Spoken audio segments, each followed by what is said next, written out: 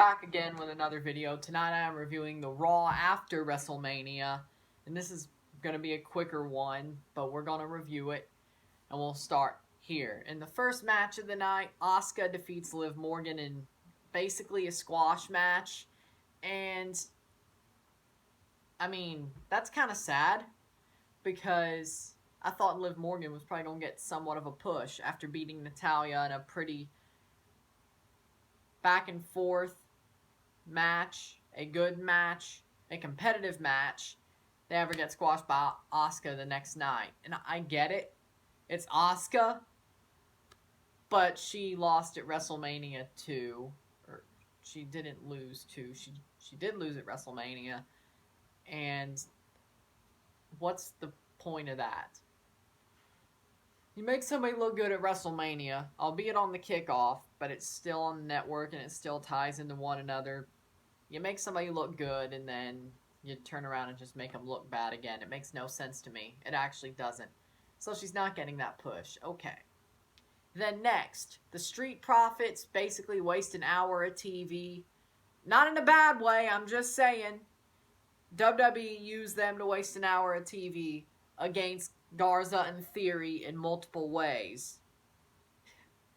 Let me clear that up. I never said that in a bad way. I like the Street Profits. But, like, doing like 3 different matches and wasting an hour of TV when you could have, I know why they did it, but when you could have got the point across in one match and it already was set up the night before, which is where they ended it. And you already had that set up from the night before. You didn't have to do the rematch, and you didn't have to have Bianca face Zelina. You could have just went straight into the 6-man tag. You didn't have to. It already was set up. It was already set up. Or at least you could have took out the Bianca versus Zelina part. You could have just went from Bianca saving the Street Profits into the 6-man tag. You didn't have to do the third part. You didn't have to do the second match. You didn't. And the tag match, while it was going on, was good before it got threw out because Zelina interfered. It was good. It was good. But it was already set up. You already had the match where it was supposed to. Instead of wasting a whole hour, you could have just went straight into the 6-man tag because it was already set up from the night before on WrestleMania. What? I mean, I'm glad Bianca Belair debuted on Raw. Because multiple reasons. Most of the reason being that that probably means most likely that Toni Storm may be one of the most likely ones to take the NXT title off of Charlotte. And you know how much I'd love that. You know how much I'd love that. So, even though I think Bianca's a good wrestler, I'm just saying I'd rather it be Toni Storm who takes the NXT Women's title off of Charlotte than Io or Bianca because reasons. And you know how much I'd love seeing that. So perfect, you know. The more obvious contenders that get called up or fed to Charlotte early, I know that what I want to see is probably going to happen. You know what I'm saying? Okay. So, we'll take it. We'll take it. We'll take it. We will take it. We will take it. But Bianca's a good wrestler. I'm not hating on nobody here. I'm just saying. It was already set up. The match was already set up. But they just were like, you know what? Screw it. We already have it set up. But we're just going to run through it anyway.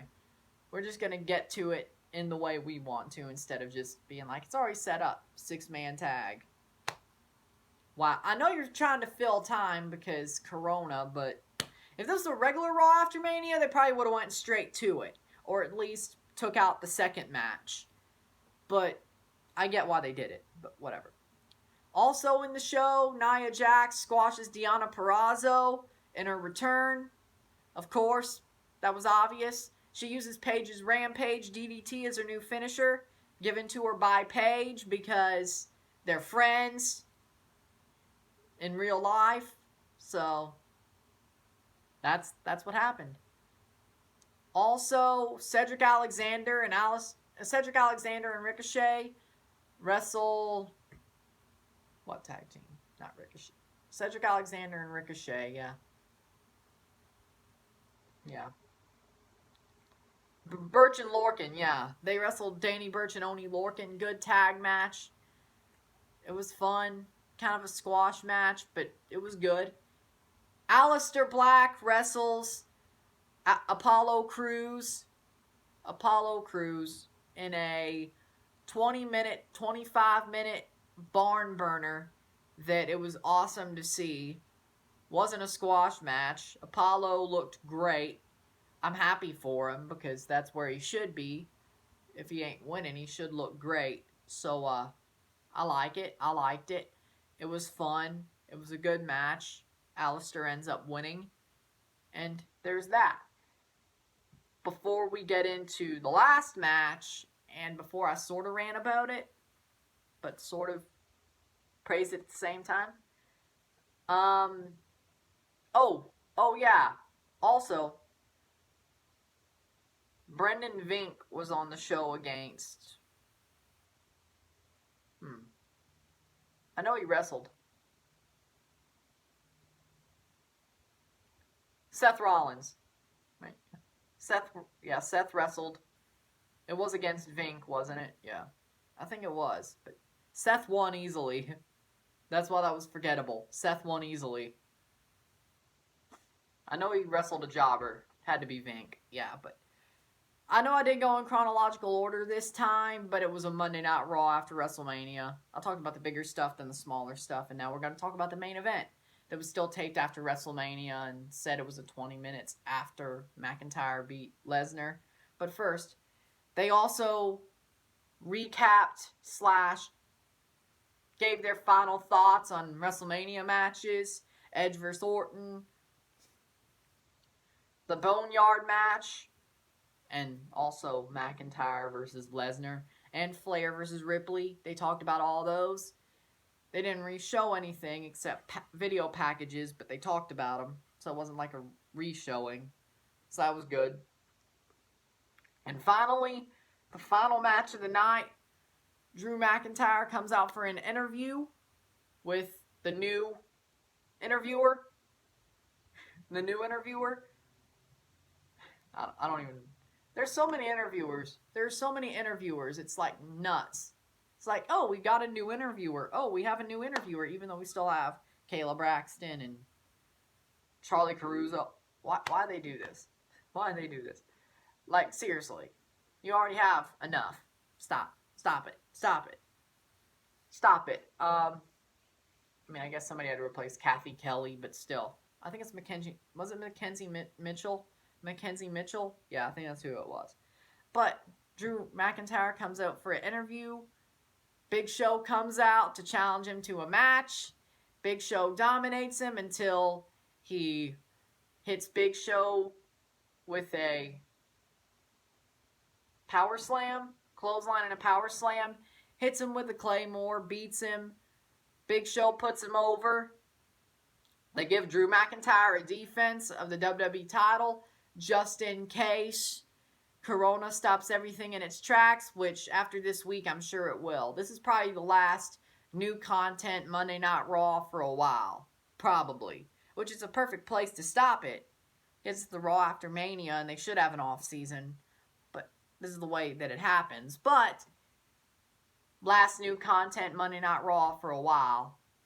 So just in case stuff got stopped in its tracks, they had Drew defend, which they had him put over even more by the fact it was like, oh, it was 20 minutes after he beat Brock Lesnar. Even though, I mean, it was probably taped after, but yeah, that put him over huge. It really did. That was awesome. I was scared when Big Show came out because I thought they may just put the title on him because of his Netflix show and there really won't be any consequences because Corona. They just have him drop it the next pay-per-view that ever happens to Drew whenever the crowds come back or anything. But no, they put over Drew huge. I liked it. It was an okay match, but it served its purpose. So, great. So, that's my review of the Raw after Mania.